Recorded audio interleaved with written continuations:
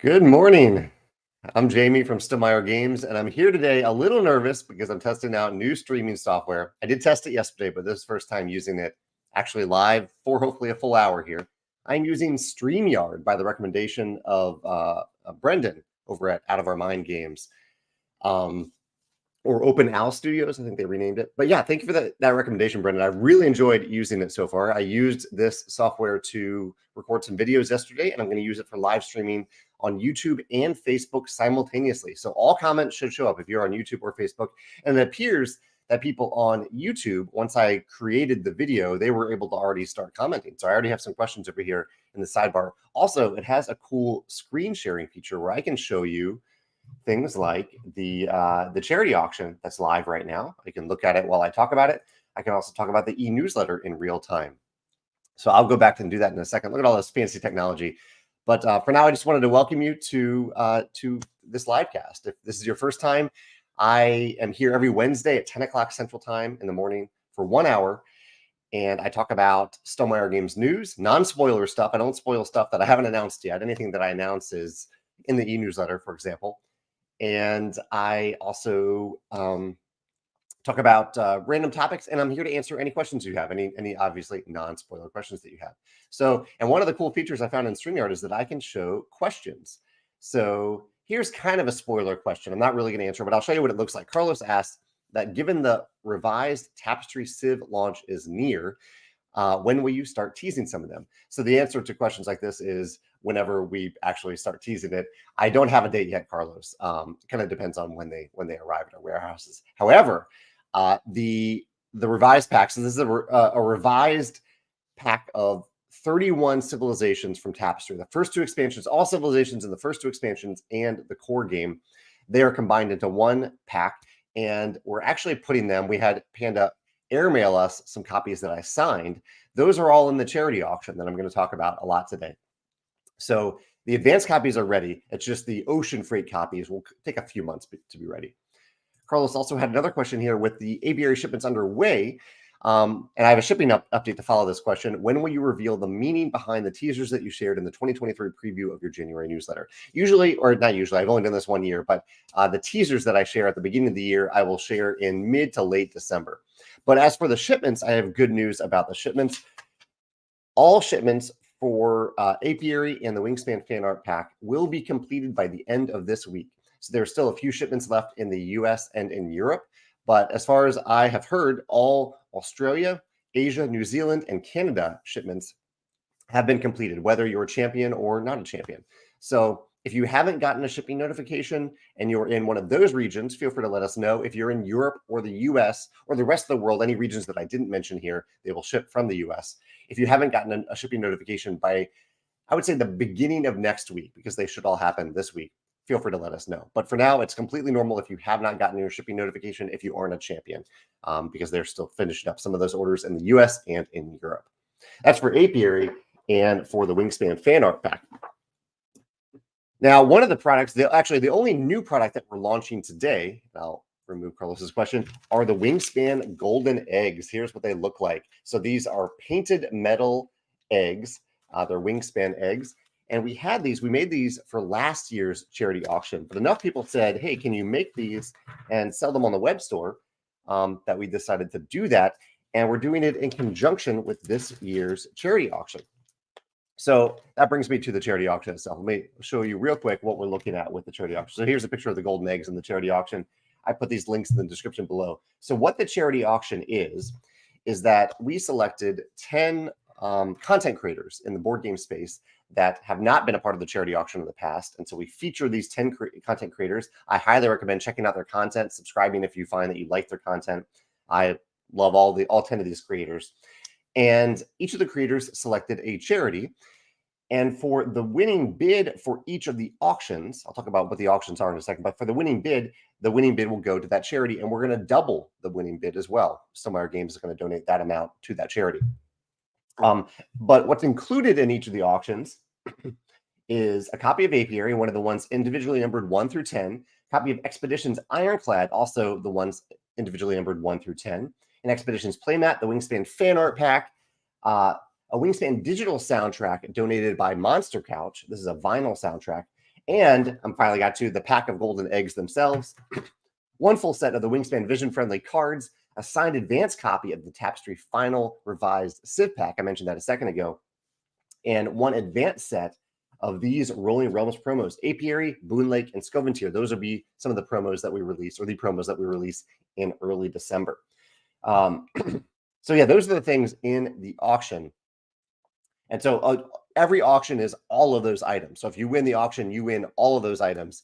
I think the total list value just for all of those items by themselves is probably around $400. Usually the auctions get to be between $500 and $1,000, and we double that amount and donate the full amount to charity, and we ship these items anywhere in the world to the winning bidders. But obviously not everyone can spend $1,000 on something, and so that's why we're offering the golden eggs. You can buy these in our web store, and for every one that we sell, we'll donate $1 to each of the 10 charities selected by the people, the content creators who are participating in the auction. Yeah. There is one auction, I won't go into detail on it, but there's one charity that was selected that I think the person who selected it and us did not know that there was quite a bit of controversy surrounding the charity that they selected. And so I brought that to the person's attention this morning, and they are working on selecting another charity for it. So we'll soon have the charity for one that is missing a charity. Yeah. Let me go over to questions real quick. I think there are probably some questions that I'm missing here. And then I'll go back up to show off other things in today's newsletter, because there is some other news. Let's see. I'm just scrolling through looking for questions right now that I can pop up on the screen using this StreamYard software that I'm trying out today. Here we go. Here's a question. Nazir says, how would you feel if someone made a trick-taking game with a side theme and released it as a free print and play on Board Game Geek using some parts of the original artwork for Jakob? Nazir, that's a fair question. I think you could use so using Jakob's artwork without permission would not be okay. Yeah, you can't use the artwork of an artist and release it in any way, even if you're not selling it without their permission. So that part wouldn't be okay. But if you wanted to make a trick-taking game to give away for free that is inspired by Scythe and doesn't use any of the trademark terms in the game, so you can't use the word Scythe, you can't use 1920 plus, that's fine. So essentially a steampunk-themed trick-taking game, that's fine. But yeah, I appreciate you asking about that. Yeah. Good morning, Josh. Josh is part of the auction here today. So I see William. Here's William here. William and Eric joined me yesterday for a recording. We recorded a video about abstract games. So I'm a little ahead of schedule on my Sunday videos. That'll take a few months to be released. But thank you, William, for joining me and Eric yesterday to discuss abstract games. It was a great conversation. I really enjoyed your insights. The video that went live this past Sunday was a state of the channel video. So this was me looking at the YouTube channel, our game design YouTube channel over the last couple of years, and what has improved and what could improve in the future. And one of those improvements is that people suggested using either OBS Studios or using StreamYard, and StreamYard is what I'm using today to record this video. So far StreamYard has worked pretty well. I'm really enjoying using it. Well, yeah, that was the state of the channel. I also recapped that state of the channel on Monday's blog post. And what was Thursday's blog post? Thursday's blog post was about, it was about recent advertising results. I talked about a game called Kelp that has been advertising, and how Stonemaier Games has also been using some ads on Facebook and Instagram recently, a little experiment to see how that works and how that goes. Lady, okay, let's see. The question is, restock planned or in progress for nesting boxes US? Yes, we are in production for the nesting boxes, and I don't think, unfortunately, they'll arrive by the holiday season. I think they'll probably arrive in January, unfortunately. That wasn't the intention to miss the holiday season, but unfortunately, it does look like they have that will be the case for the nesting boxes. We do, however, have some restocks today, some important restocks. One of them is that Euphoria, Ignorance is Bliss, and Euphoria itself are back in stock on our web stores. This was something we've been working on for a while by popular demand to bring Euphoria and Ignorance is Bliss back, and we did it. They are almost exactly the same, except for we made one change to the board in Euphoria where we included the expansion version of the board on the back of the board. So the board is double-sided now, one with the original board, one with the expansion board, which just adds a few little modifiers that you can also modify with stickers that are included in the expansion if you don't have that board. The other thing that we had back in stock finally are the Parks and Biddy and Walter promo realms for Rolling Realms. Yeah, we've been waiting to get these back in stock for a while. Here's what the Parks realm looks like. The original printing we thought were fine, but then we discovered later that the dry erase coating on those realms wasn't working quite as well as it should have. So we removed them from the web store and had Panda reprint them with a proper coating. And those are back in stock today on our web store, along with the fancy golden eggs.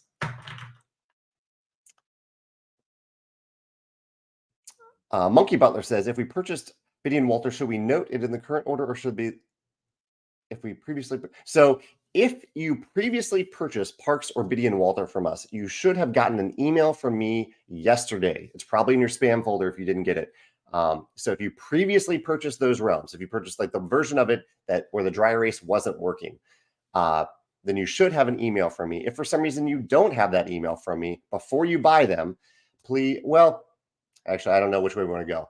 I would say go ahead and so what we're doing for these people who have already bought Parks and Biddy and Walter in the past, like months ago, is that we're offering the new versions to them for free. So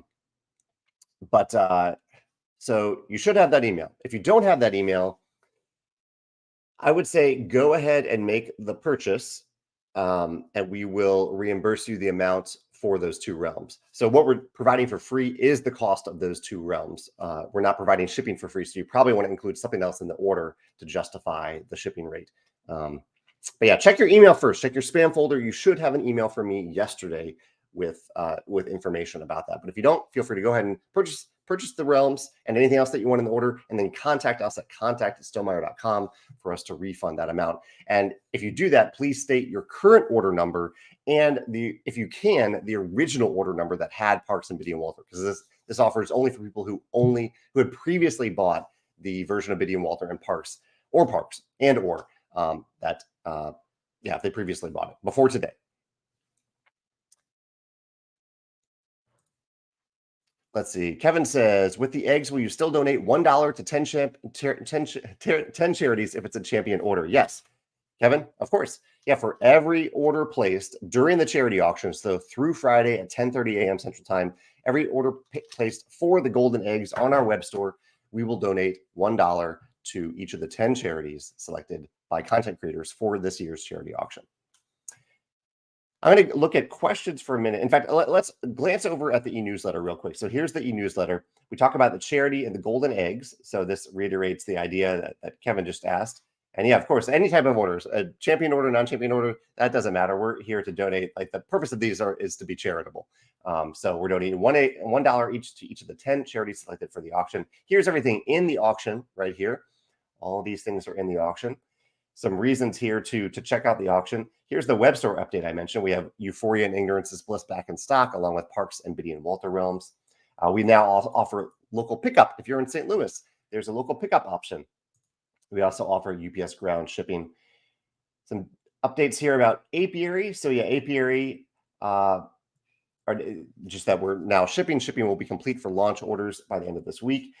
So a little bit of news about Wingspan Oceania Digital. On November 7th, there will be an announcement about the release date for Oceania Digital. This is from the developer Monster Couch, not Stonemaier Games.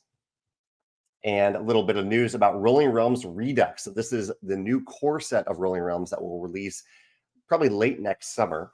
And the realms that we've announced for this so far are that there will be Planet Unknown, Legacy of You, Etowah, and Poker will be 4 of the 12 realms included in that box.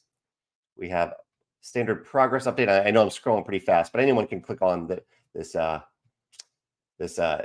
link to see what I'm talking about here. I'll go back to questions because I've gotten further down that newsletter than I thought. Let's see. Convert to Dynamesh says, do you enjoy deck building games? I love deck building games. Yeah. If so, what mechanisms and interactions make a deck builder fun to play? He says, I recently launched a Kickstarter for his game, City of Murkesh. Let's see. One of my favorite things in deck building games. So Clank and Dune Imperium are two of my favorites. They're actually from the same designer. I also really love Star Wars deck building game, a recent deck building game. Each of them have a very different form of deck building in them. But what's one of my favorite things about it? I don't know. In general, I like the flow of the game of deck building games. I like that they're typically roundless. So you're just taking a turn, the next person takes a turn, and so on. As long as the turns remain quick and simple, and that roundless aspect of them. Dune Imperium does have rounds. I don't mind the rounds in that, but Clank doesn't have rounds. Star Wars deck building game doesn't have rounds. You just take turns back and forth until someone wins the game. And I generally like that element of deck building games.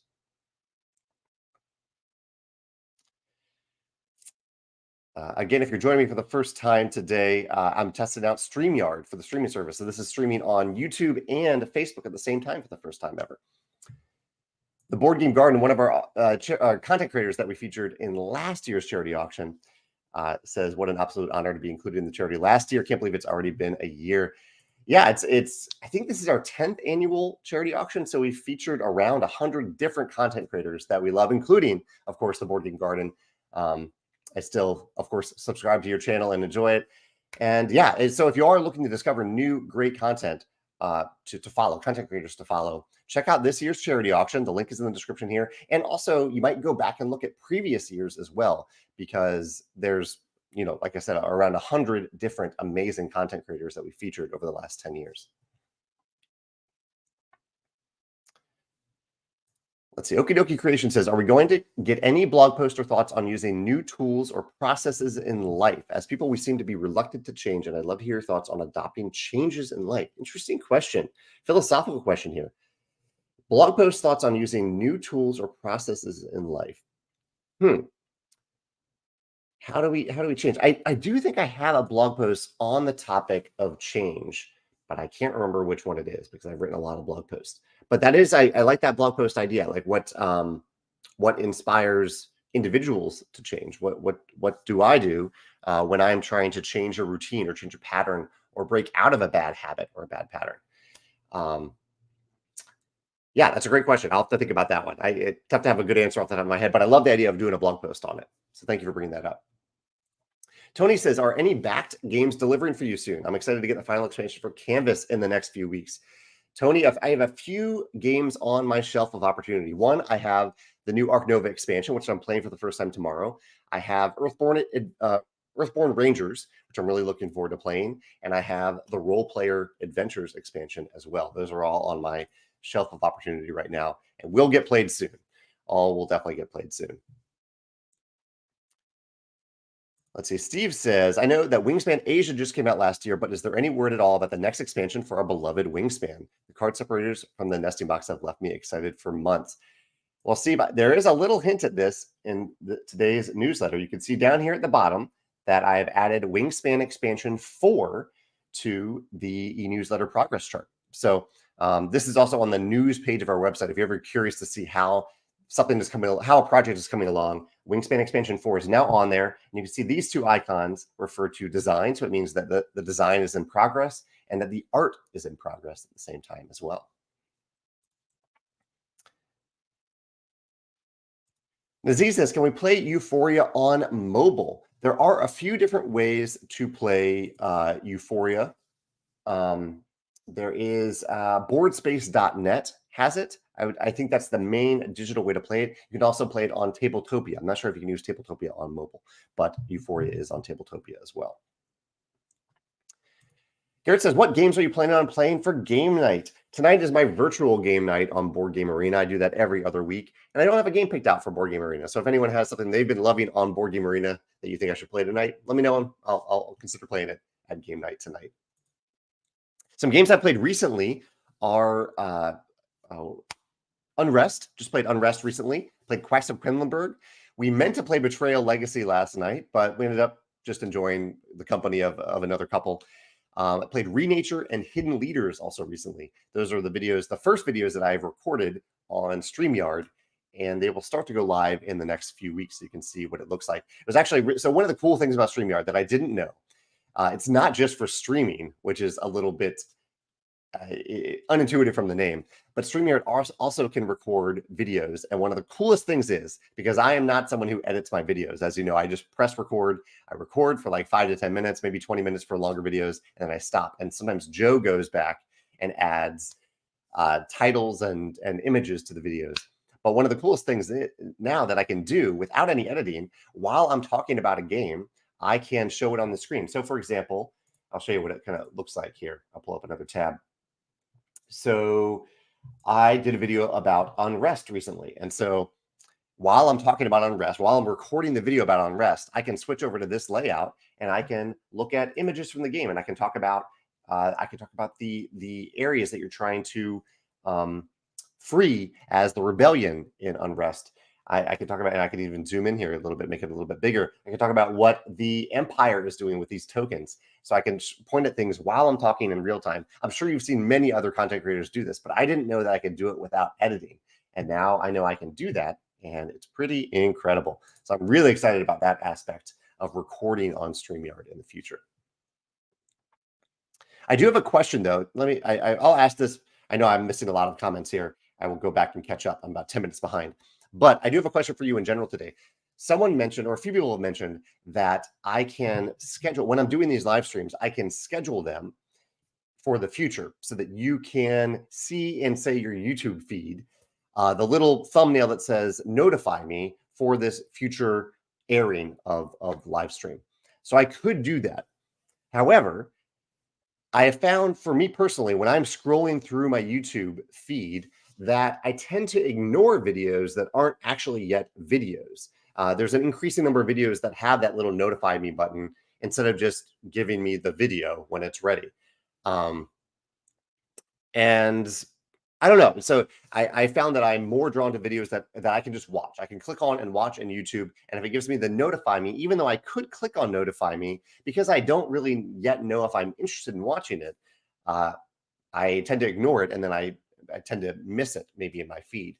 So I wanted to hear your thoughts on that. Do you like on YouTube, in your YouTube feed, when you can click notify me and get a notification when the video goes live in the future?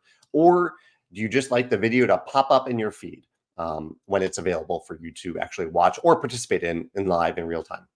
Let me know what you prefer there. I can maybe try a little bit of both to see what you end up preferring, but I'm curious if you already have a preference there about the scheduling videos in advance and having to click notify me, or not needing to, but you could click notify me to hear about it in the future.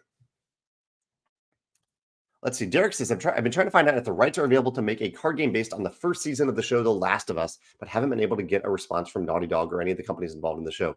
Any tips on how to get in contact with them? Derek, I don't have tips on how to get in contact with them. I think you've contacted probably the right parties. Here's the thing that I would say, though. If you're having this much trouble getting in contact with them, well, A, it probably means they're not interested. Or B, it's an indicator that working with them is going to be really difficult, because if they're not willing to reach out to you now or even give you a quick response now, then can you only imagine what it's going to be like to work with them over the next few years if you did actually get that intellectual property? So in general, I think there's a general rule of thumb. If you're trying to work with someone and they're not responding, that is indicative of the type of communication you're going to get from that person forever. I know that's, sometimes that's too quick to judge, but it's a big red flag. So unfortunately, Derek, if you're not getting that type of communication, I don't think you'll see that communication improve in the future. And it's a sign that they're going to be really difficult to work with. But most likely, it's just that they're not interested or that they're too busy to reply, which goes back to my second answer as well. Mark says, any news on the Apiary Scumentier and Boon Lake promo realms? Yes, Mark. So one of the fun things is they are included in this year's charity auction. You can see them right here on the charity auction, right in here. So they're going to the charity auction winners, which means that they're also in the process of shipping to our fulfillment centers. So they will be available on our web store in late November, early December newsletter.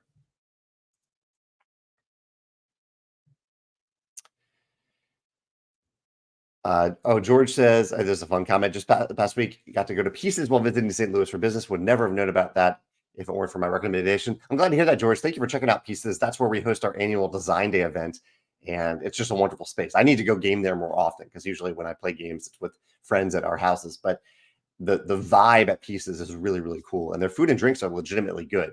So it's just a neat place to play games and hang out with people.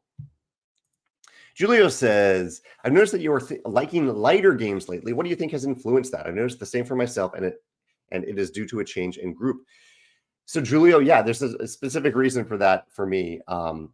I host a bi-weekly game night, and at that game night, many of the people who show up are there to play shorter games. I think they just tend to be lighter gamers. They play games that range in from 20 minutes to an hour. Not that an hour-long game is lighter, but lighter, shorter games. And we usually get in a few games at that game night. And I think the presence of those people at that night has made me appreciate and play a lot more of those lighter games. However, I also attend a heavier game night, a game night with a very different focus, where the people at that game night play really long games that go from 2 to 3 hours, and they often play them many, many times. So they don't just play the new hotness one time; they play a game over and over and over again. So I think it's neat that I have access to those two types of groups. It's just that with the lighter game group or the shorter game group, we get in many more games and many new games. So I tend to talk about them more often, even though I am also playing these heavier, longer games. It's just that I only film one video about them typically. However, that will also change. In the near future, I'm going to start filming some short form videos where I talk about 3 things I love, or three interesting things to me, design related things to me, about games that I've played at least 3 times. So I'll delve into games that have been in my collection for a while, that I continue to return to and actively am playing multiple times. Tony says, does Stonemaier have any plans on broadening its game offerings to include light filler games? Not really, Tony. Yeah, I think our focus is still on event games, even event games that only last 45 minutes. I think 45 to 90 minutes is the sweet spot for our games. But no, we don't plan on offering offering lighter games. There are lots of other companies that do that really well. So the sweet spot for all of our games will be at least 45-minute games, kind of the meat of a game night, even if it's a shorter game night. Bojan says, will there ever be a mega expansion for Rolling Realms like Redux, which isn't actually an expansion, but with all the expansion packs included? And the answer is definitely not. No, I appreciate you asking about that. Here, I'll leave the question up here on screen. But no, the way that we'll sell anything that we've already created for Rolling Realms is exactly the way that we currently sell it. So either in the Rolling Realms core set or as separate promo realms, which we do discount quite frequently. And the Rolling Realms Redux is, I guess, you could think of it as an expansion, but really it's a new core set of Rolling Realms. Same rules, just 12 completely new realms. But no, there will never be a consolidation of the realms that we've already printed. They will always be available only as promos. And I would say, based on the rate of us selling through most Rolling Realms promo realms, I doubt many of them will be reprinted based on demand. There's enough demand for us to sell through those copies of the realms. But if you are interested in the realms that we already have for Rolling Realms, I would recommend getting them, because if we do sell out, I'm hesitant to think that there's another 1,500 people interested in buying a reprint of those promo realms. And I can say just for sure that we will never consolidate them in any other way. They will always be available in exactly the original way that we released them. Joshua says, another question about Rolling Realms. Will it be possible to purchase both Biddy and Walter and Parks realms in one order, but only receive the discount for one of them? In the past, I've only purchased the Biddy and Walter realm. Joshua, that's a good question. A little bit of a loophole. Not really. I mean, you essentially will get the other one for free if you did not purchase it originally. So I appreciate you asking about that. But yeah, if you have the special, if you previously ordered Parks or Biddy and Walter, you get them for free now if you order it based on the email that I sent yesterday. This is if you ordered it many, many months ago. They are the reprinted versions are not free. They're available for purchase on our web store now. Let's see. Mark says he didn't get the email. Mark, it might be in your spam folder. Maybe there was a glitch in the way that we exported it. But if you haven't gotten that email and you did previously purchase those realms, you can go ahead and purchase them. And what we're offering for free is the cost of those realms, not the shipping, but just the cost of those realms. You can go ahead and purchase it and then let us know your order number as usual, and we'll refund you for the cost of those realms. Yeah. Josh says he played Apiary for the first time the other day. I'm just curious about as to why someone would choose the landing area instead of the ready area. Yeah, this is a little point of confusion. I'll use this opportunity to clarify this rule a little bit, Joshua, or Josh. So in Apiary, whenever your workers are bumped, you can either bump them back to your active pool, so workers that are ready for you to place on a future turn, or you can bump them to your landing area. And really, the only reason that you ever do this is because whenever you retrieve workers, not when you bump them, it's when you retrieve workers, take a retrieve turn, that's when you activate your farms. So there might be a time where you want to activate a farm, where you're planning to do a retrieve turn, where you want to activate as many farms as possible. You can only activate one farm per worker in apiary when you retrieve. But someone bumps you and you're like, oh, shoot, that's a little frustrating. This happened in playtesting quite a bit, where your playtesters were frustrated because they wanted to activate the income on their farms, but they weren't able to because their worker was bumped. In that case, you can bump the worker over to your landing area where nothing happens to the worker yet. It just sits there. You can't do anything with it. And then later on, when you take a retrieve turn, you retrieve that worker from your landing area to your active pool. You increase its strength, and that's when you can use it to collect income from a farm. That's why you might do it in apiary. It isn't used very often, but it is used sometimes to remove that little point of frustration.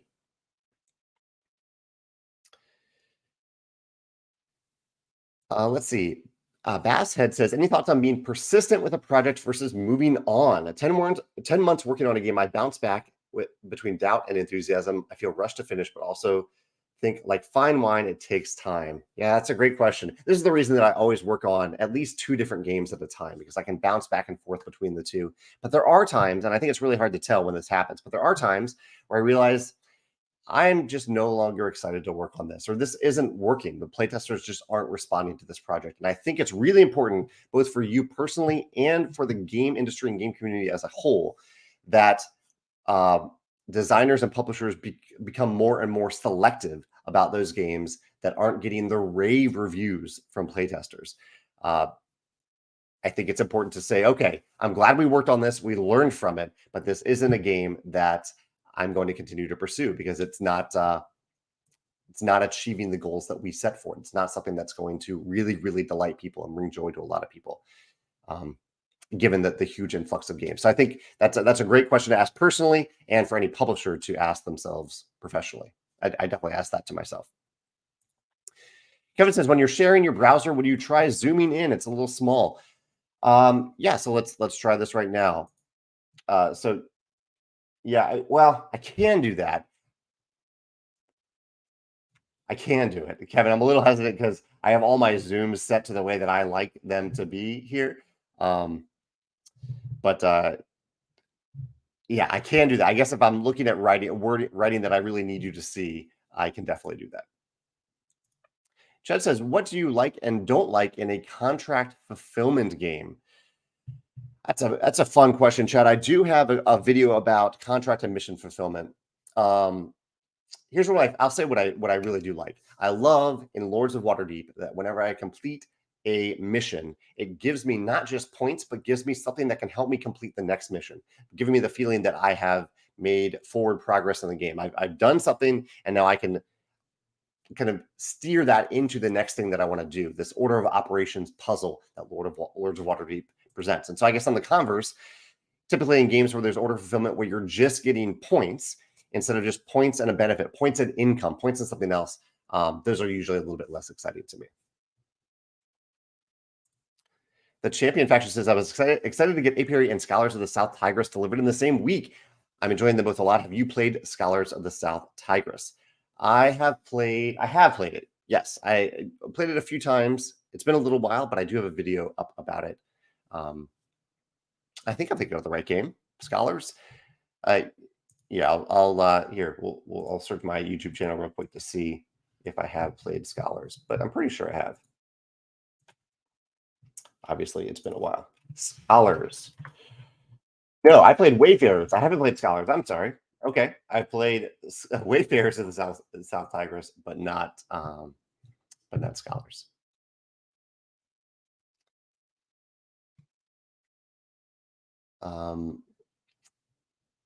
Hilda has so there was a question about changing habits, and Hilda has a recommendation here. Atomic Habits is a great book about the power of small habits to form long-term change. Thank you for that recommendation, Hilda. Mark has a question. In designing a board game, how many players do you control in the early stages of the design process? Huge. Over the last few years through the pandemic, I started playtesting by myself, and then I expand to other players. When I playtest by myself, usually I do it 2 players. I have 1 player myself. I'm in full control of that. And then the second player, I kind of just automate very cleanly and briefly, just so I can have see what those interactions would look like in the game. Convert to Dynamesh says, have you heard of the game called Brew? Really fun resource management game. Picked it up recently, and I love it. I have heard of it. So I'd recommend Convert to Dynamesh. It sounds like you might not know about my YouTube channel, and I'd recommend checking it out because on my YouTube channel, I talk a lot about deck builders. I talk about Brew. I talk about a vast variety of games. So feel free to check out the YouTube channel. I'll post a link in the comments below. And check it out. Yeah, I talk about a lot of different game design topics there, and you can search it for specific games if you're curious about that. Here, I have the link now. I'll post it down in the comments. Anyway, and you can search for things like deck builders too to see like my top 10 deck builders, the things I love about deck builders, topics like that. So I said earlier that I'm playing game night on Board Game Arena tonight, and a few people have some answers now. Someone suggests 61 Autumn Leaves, Spots. I do love Spots. New Frontiers. I haven't played New Frontiers. Josh says Mansions of Madness, Apiary, and Sky Team, not on Board Game Arena. Although Sky Team is one that I would like to try on Board Game Arena if I end up only with one other player tonight. Nate says, do any of the selected charities support Jewish or Muslim people in need in the Middle East conflict?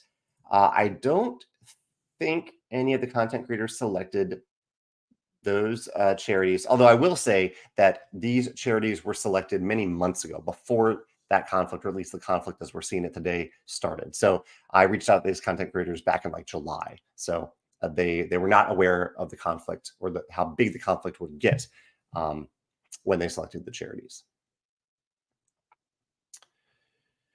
Steve mentioned Space Base or Azul on Board Game Arena. Both of those are great on Board Game Arena. Okay, so I asked a question about the notify me option. Monkey Butler Lab says, I like the notify me as I tend to be busy and miss the start of things. YouTube notifications are hit and miss. Muse and Metal says they like notifications too. So sounds like people like the option to notify. So I'll try that next week to see how that works out. Although Ray sounds like he's more like me. He says, I usually ignore upcoming videos and just watch it when it's available. I check channels that I follow on YouTube frequently enough that anything else is just an extra step. I'm the same way, Ray. I guess the compromise that I should mention is that even if I don't click notify me, when the video is actually available, it does show up in my feed. So I can just pay attention to it then if I want to. Brian says, will Expeditions and Apiary go to BGA? My hope is that both of them will be on BGA in around 3 to 4 years. That's our plan for using BGA, that we want people to discover our games and play them on the tabletop first. And so that's why we try to space them out, give them a few years before they appear on a platform like Board Game Arena. Of course, they do appear almost as a tabletop version of the game on Tabletopia well before then, usually on the release date. Apiary will be available on Tabletopia on November 17th. That's the retail release date. But yeah, for any new game, there'll be about 3 years before we'll even really consider it for Board Game Arena. And then it usually takes the developers at Board Game Arena another like 1 to 2 years. So maybe after 2 years, I'll reach out to Board Game Arena and say, hey, we're ready for you. If you want to put our games on your platform or put these games on your platform, is there a developer that you have that is interested in doing that?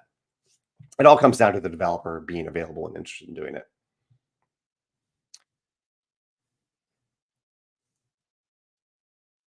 Sorry, just scrolling down looking for questions here. Some of the let's say I'll talk about other topics while I'm doing this. So obviously the big news today again is that I'm looking at my other screen here. We have today's annual charity auction, which features 10 amazing content creators and the charities they selected to feature. Stonemaier Games is donating around 10 different products. All 10 go to each auction winner. The auction will last through Friday morning. And at that point, we'll gather the winning bids from those auction bidders, and we will make the donation. We will double the donation. And I should have mentioned this earlier. One of the big things about this auction, I'll show you on the screen here, is this section right here, Fulfill Right. is a company that that makes games. Not makes. I'm sorry, I was distracted for a second there. And that's all the other things on my tabs here can be distracting. But Fulfill Right is a company that ships products and ships games for content creators and publishers. They have done this many years in a row. They are offering to match the highest winning bid among all the auctions. So whichever auction has the highest winning bid, they're going to match that themselves in full. And they're also offering $200 off the fulfillment of your next Kickstarter campaign if you sign up for Fulfill Right during the charity auction. So I think it's amazing that Fulfill Right, there's no pressure for them to ever do this, but they always sign up to do it. And I think it's pretty incredible that they do that. So Fulfill Right, pretty amazing that they do that. Liberation Game Design says, my own game was published last month. I now have publishers interested in localizing, but they want to do a small print run. Should I do a separate Kickstarter campaign for this, maybe with a small expansion? It's a fair question. I generally, when we work with localization partners, we generally steer away from using crowdfunding for that purpose. Just because I want their commitment to make the game, and then I coordinate the making of the game. I have an article about this on our website. If you go to Stonemaier Games and search for localization, you'll see a lot of information about how we approach this. So the approach that I like for localization partners is that if I have multiple partners who are interested in a game, I reach out to them, or we reach out to them, Susanna does, and says, hey, we have this new game available. Who is interested in this? And here is the deadline by which we need your translated files for the game. And then we will make a single print run with all of the copies of the game that you want as part of that print run. However, even with a smaller print run, you still have minimum order quantities, MOQs. So for us, it's 1,000 games, ideally 1,500, but we can do 1,000 with Panda Game Manufacturing. And that applies that applies no matter the language, because if you have any sort of language dependent components. So it's not like you could do a print run of 200 cards in one language and then 300 in another language.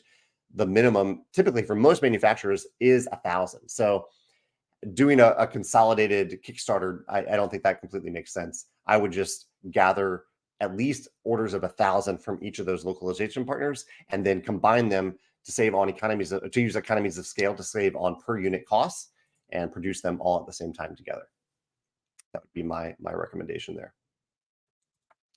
Dawson says, with all the new IP stuff Magic the Gathering has been partnering with, what IP would be extra exciting for you?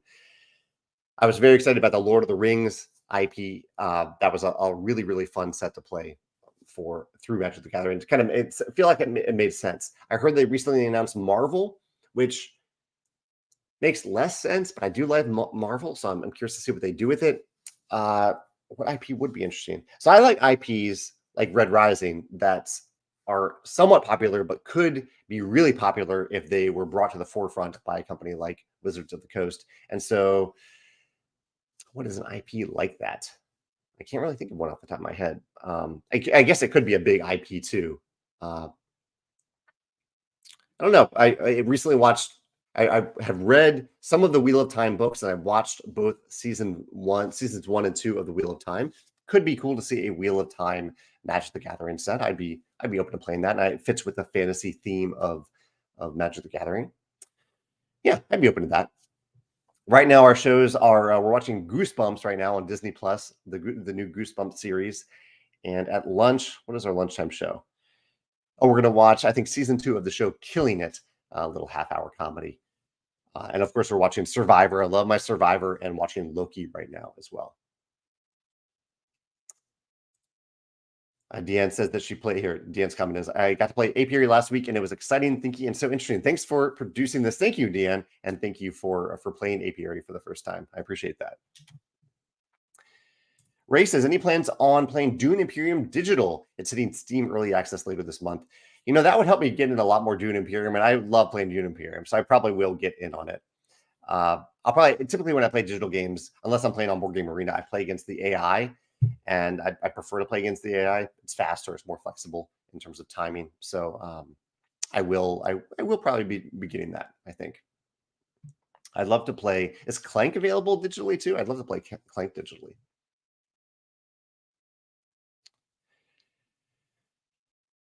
Let's see. Jeff says information on Elizabeth Hargrave's Undergrove has started coming out. One of the small details that made me smile was the quick start guide being called the quick sprout guide. Are there any game components whose names you really enjoy? I bet that's a slight nod to in Wingspan, Elizabeth's first game. We call it the Swift Start Guide because swifts are a type of bird. Curious to see how she did that with Undergrove. Are there any game components whose names you really enjoy? There definitely are. I can't think of them off the top of my head, but I do like the Swift Start Guide naming that Elizabeth thought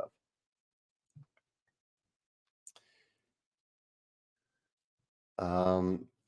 Jeff mentioned the Swift Start Guide later in the comments. I missed that. Still 10 minutes behind questions. I'm sorry about that. So a few people are saying, a few people who previously bought Parks and Biddy and Walter from our web store are saying that they didn't get the notification yesterday about the how to get those realms for free now. It certainly is possible that the export from Shopify did not work as it not get everyone as part of that export as it should have. I'm sorry about that if that is the case for you. You can go to you can go ahead and place the order for them, knowing that you are still going to pay for shipping. It's just the cost of those products that you are going to get for free. And then you can contact at stonemaier.com to get a reimbursement on the cost of those two realms, or whichever realm that you previously purchased. Yeah. Rick says, have you played the indie video game Grindstone? It's a puzzle game where you match sets. It has a great art style and music and a very addictive game mechanical loop. I have not played Grindstone, but I will add it to my list of digital games to consider. Thank you for recommending that. Got a text. I'm always worried when I get a text when I'm live. I feel like it's someone from my team saying, Jamey, hey, there's a thing in your background that you shouldn't be showing right now, but not the case here. Just a normal text. Kevin says, what about the Tapestry expansions on Board Game Arena? So we're not going to put the full Tapestry. Typically, we want to put only the core games on Board Game Arena. I want to use it as a discovery and a teaching tool, not necessarily as a full replacement for the tabletop game that we have invested a ton of time and money into. But, however, for Tapestry, we are planning to put the civilizations, the revised civilizations specifically on Tapestry. So that is in the works. It takes the developer many, many months to incorporate them into the Board Game Arena system, but occasionally I hear from the developer and get progress updates from them about that. Joshua says, do I need to add the Stonemaier Champion membership to my cart and purchase it if my auto renewal was missed because of a card change, or should it auto renew soon? If your auto renewal was missed, then you just don't have a champion membership, and you should add it to your cart. That is how you will renew it if your card did expire and you missed after you missed that. If you are no longer currently a champion, then the only way to become a champion again is to add it to your cart. And you can add it to the same cart. You will get the discount if you add the champion membership to the cart with the items that you are hoping to get the discount on. You can get them all in the same order. Chad says, are there any new books in my queue? He says, I started the book Ready Player One again. That is a fun book to reread. I am reading the book. I finished The Sunlit Man from Brandon Sanderson, and I am now reading, I believe it's called Starter Villain by John Scalzi. Starter Villain. I am enjoying it. It's a fun one from John Scalzi. What are your thoughts on games with push your luck mechanisms like Mystic Veil and Cubitos? My wife has insanely good luck with these games. Yeah, again, I would recommend checking out the YouTube channel. I talk a lot about push your luck, and in that channel, I have a full video where I rave about how much I love push your luck games. One of my recent favorites is Spots. I would say my favorite thing in push your luck games is that even when you bust, you still get something good. So maybe you don't get all the things that are good, but you get some of the things that are good. Quacks of Quedlinburg, I think, does this exceptionally well. In Quacks, if you bust, you get either money or resources or points instead of both, which you get when you don't bust. But yeah, check out, search for Push Your Luck or Press Your Luck on my YouTube channel, and you'll see a lot of game recommendations about that. Tony says, did you find Forest Shuffle somewhat imbalanced in that some cards appear stronger than others, like Deer and Red Doe? In general, do you feel that apparent imbalances in games can be competed away? Tony, I must admit, it is very rare that I'm playing a game where I think this is overpowered or this is imbalanced in such a way that it impacts my my fun. Like in Forest Shuffle, I'm motivated to do a lot of different things in the game. And if I ever really felt I don't feel that deer, red doe are imbalanced in the game. But if I ever did feel that way, I would either have the opportunity to gain those cards in the game because they would come up in the card row, or I would almost feel if anything ever truly does feel overpowered in a game, I actually shy away from it. It becomes less of a challenge for me as a player. I want to find strategies that that aren't broken to try to do my best at. So it's not something that that I think about all that much as a gamer when I'm playing a game.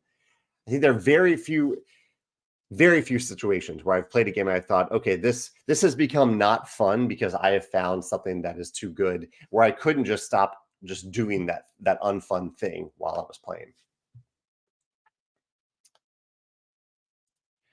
Jason says, to get Euphoria version 1 to the new version, is there an upgrade pack that you can get like you've done with some of your previous games? I'm talking about wooden stars and more resource commodities. Jason, we did offer that a long time ago, but Euphoria's been out for a long time. So we did have the upgrade pack for a while, and it's no longer available because Euphoria came out in 2013, 2014, early 2014.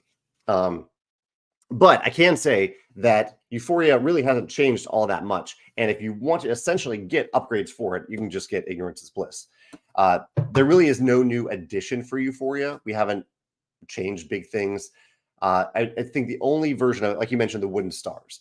The wooden stars are the main kind of big upgrade that we added to one of the reprints for Euphoria.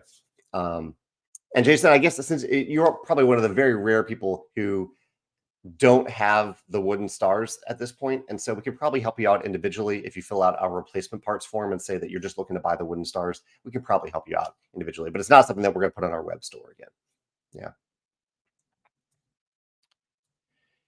Mark says, aside from Apiary, Scumentier, and Boon Lake Promo Realms, will there be other products for launch at that time?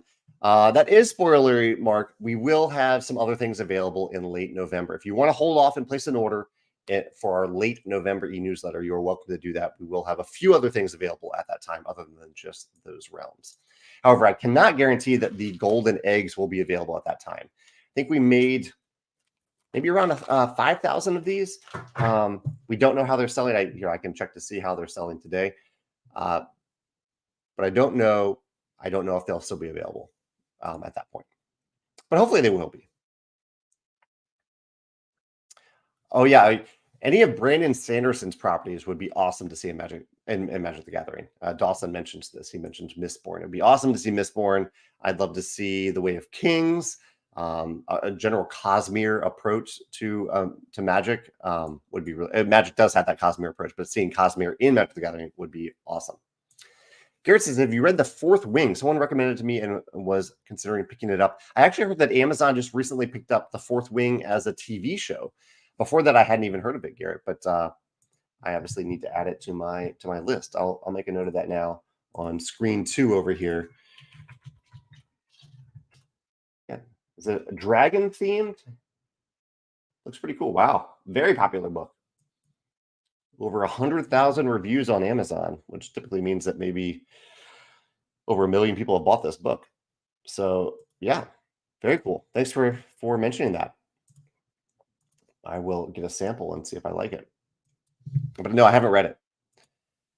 People House Game says, did you end up pre-ordering Dune Imperium Uprising? I haven't done that yet. No, I still feel like there's plenty more replayability for me to get out of my copy of Dune Imperium and the first expansion. I haven't even played the second expansion yet. So I'm not going to order the new game until I feel like I've really gotten through the original experience. George says, will the new metal eggs be available in retail? No, we're just going to offer them on our web store. Yeah, that's just they're not. They don't have a. Yeah, they're just a web store product, especially since we have the charitable offering going along with them. Yeah, for every set of the golden eggs that we sell during the charity auction, so over the next 2 days, we're going to donate $1 to each of the 10 charities in our charity auction. And the heft is very nice, George. Julio says, as a civil engineer, we go through some middle stages where we submit a draft and then get comments from the owner at 30%, 6%, 95%, then final. Is there something similar in the board game stage? Kind of, yeah. So I don't know, it works a little bit different for every company, I think. But at Stonemaier Games, I am both the lead designer and the lead developer. So if we have a game, if we were working on a new game coming out in 2024, and I'm working on it as a developer, then I have a bunch of different checkpoints and milestones for the designer and I to go through. And then we go through multiple waves of blind playtesting, each wave where I'm looking at how playtesters are receiving the game. There are also times during this process that I playtest it with my team here in St. Louis, where I get to see how they're feeling about the game. And even after we've received the very first earliest digitally printed version of the game, the PBC, the pre-production copy, we also played that as a team. So we have all these different checks and balances along the way to try to catch as much as possible to make sure the game is as fun and balanced and intuitive as possible. We still miss things, but there are a lot of different checkpoints and a lot of different people involved in those checkpoints along the way. William says that he's also enjoying Loki. Jeff says, how do you choose which cards or the amount of cards to autograph and put on the web store? And are they different per region? So I will sign any cards for games that I've designed. I don't feel comfortable signing cards for games that I have not designed, that are from other designers. So any games that I've designed, I have signed cards for them. They are in the mix on all of our web stores, and it's all the same mix. Basically, every couple months, Dave comes over to maybe game night. He brings over a big box of cards. And he says, Jamey, can you please sign these? One of our web stores is running low. And I sit down with like a movie or something and just sign cards for a few hours. There's the sign cards where you can add one of those cards to your cart whenever you order from Stonemaier Games. Susanna just got her flu and COVID vaccines. Very cool to see this working on YouTube. That's awesome, Susanna. Thank you for getting the flu and COVID vaccines to protect yourself and protect the people around you. I think it's amazing. We got ours around a month ago when they originally came out. And also, Susanna, happy birthday. It's wonderful to celebrate you and to have you as a friend and as a coworker here at Stonemaier Games. Let's see, we have time for a few more questions here. Brian says, which of the 4 new Secret Sanderson novels is your favorite and why? They're all stacked on my shelf in no particular order, and will be read over the holidays. I have read all 4 now, Brian. What is my favorite? So there's The Sunlit Man. That was the most recent one. There was Tress of the Emerald Sea. That was really good. I really enjoyed that one. I'd say those 2 are probably my favorites. There's one about being a wizard that I thought was fine, kind of whimsical. Maybe a little too whimsical for my liking. I still enjoyed it. Still enjoyed all 4 of them. And then the one about the painter, I thought that was interesting. That was probably my 3rd pick. It's either between Tress or Sunlit Man. I really like Tress. I think Tress is my number 1, and then Sunlit Man after that. Yeah. Chad says, do you have a favorite action actor, a favorite drama actor? Drama would be, I'm going to blank on his name now. He's retired. He was in the Gangs of New York. He was in, what's his name? Someone can say his name. Very famous actor, method actor, who's just intense and incredible to watch. I like Tom Cruise as an action actor. I think he goes full intensity every time he does an action movie. I enjoy watching him do action stuff on the screen. I also like Gal Gadot. I think she's a fun for women actresses. I think she's a lot of fun to watch on screen as well.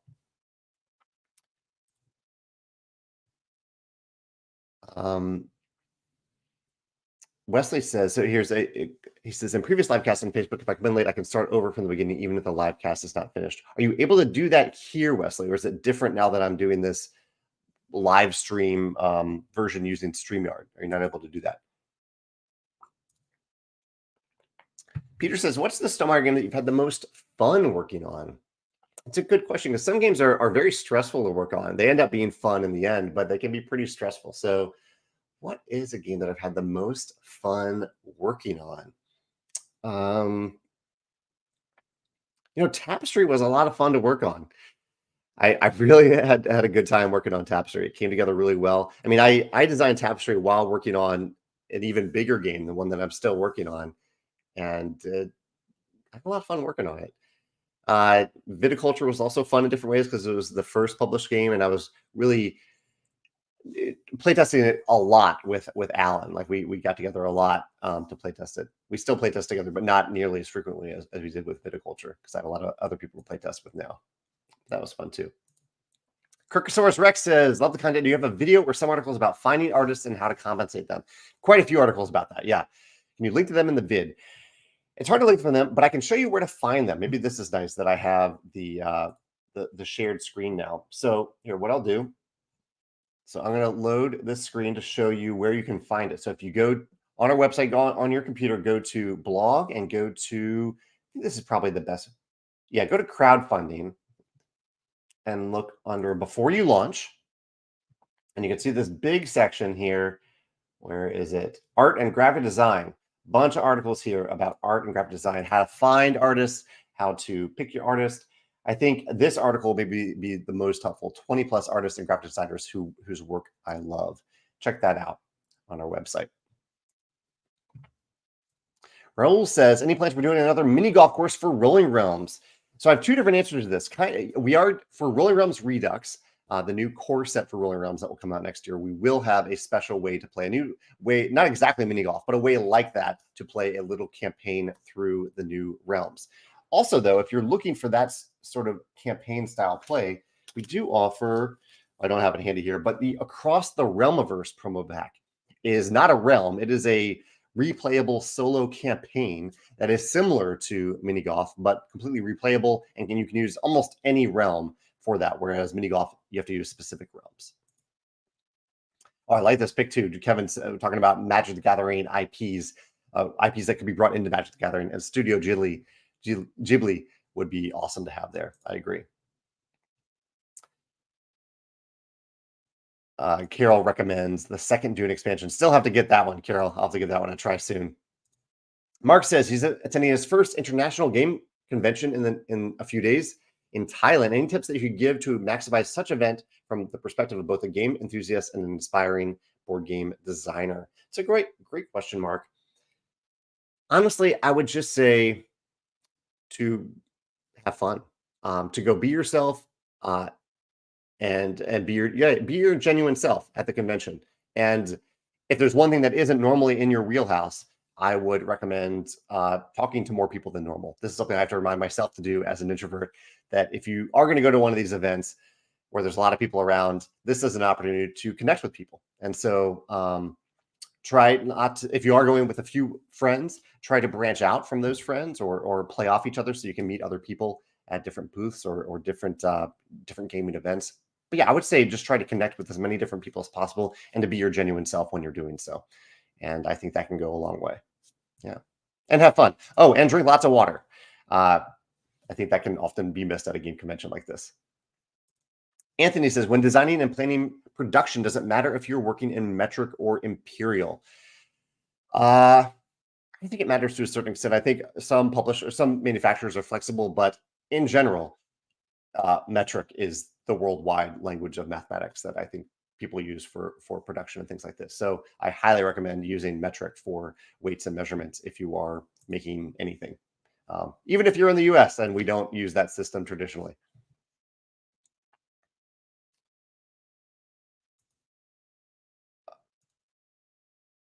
Had to make my first ban here today. Saw a comment that was about misinformation, unfortunately.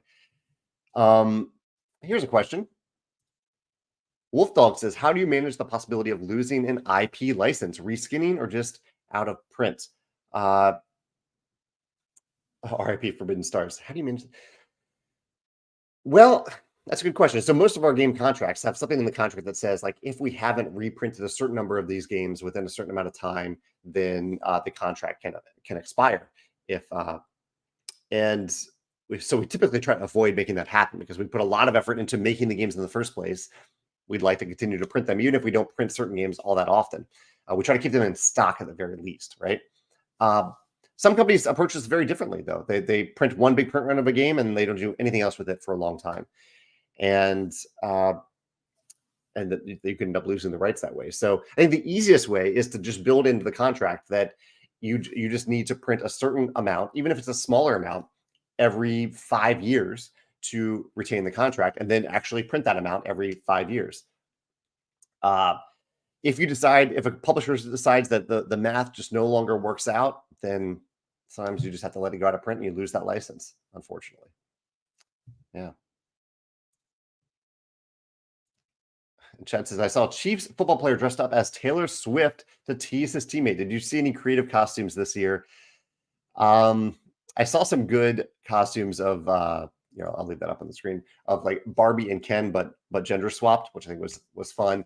Some friends of mine dressed up as Korok seeds from Legends of Zelda or Zelda Breath of the Wild specifically. Megan and I just wore kind of the same outfit just for home. We didn't really do much for Halloween. And the last night we were at a friend's house hanging out and having dinner, and they got some trick-or-treaters, and my friend dressed as Pikachu, good Pikachu costume. But yeah, I didn't see, and I like the Taylor Swift, Travis Kelce combinations too. That's a fun one. Daniel Day-Lewis, thank you all for chiming in and reminding me of the name of one of my favorite actors who I haven't forgotten, or I did forget. I'm a little overtime here today, but I'll answer a few quick questions. George says, around which hour is your last meal of the day typically, Jamey? I try not to eat anything after 8 o'clock, and I usually fall asleep at 11 o'clock, if that gives you reference. I just read somewhere at some point that eating after a certain time just lets the food sit in your body for the rest of the night. So I try not to eat anything after 8 o'clock. Usually I eat dinner at 6 o'clock and maybe dessert around 7 o'clock. How early do you have your breakfast? I usually wake up around 7 o'clock, and I'm usually actively eating my breakfast by around 7:30. I have oatmeal every morning for breakfast. Okay, Wesley says, so this is interesting. He's not been able to start from the beginning on today's live cast. That is interesting, Wesley. So that is maybe a little bit of a catch for StreamYard, that you can't go back to earlier in the live cast until after I publish it, and then you'll be able to do so, but not in real time. That's good to know. I think it's probably still worth for me to continue to use it, but definitely good to know still. Caleb says, you've mentioned an open world game in the design stages. Any update on that? Still in the design stages, still working on that. It's a very, very big game that I'm very excited about, but it's taking some time. Yeah. All right. I think that's it. Thank you so much for joining me today for today's first live stream via StreamYard, live casting on Facebook and YouTube at the same time. I hope you have a wonderful Wednesday and a wonderful week. And please feel free to check out the golden eggs on our web store. If you buy them in the next couple of days, they will benefit 10 amazing charities. And check out the charity auction on our website. Or it's not on our website. It's on Board Game Geek. It's listed in the description below if you want to bid on some big collections of products that we are giving away this year. Take care. Have a great day. And if you have any other feedback about how this live stream went specifically on StreamYard, feel free to let me know in the comments. Thanks.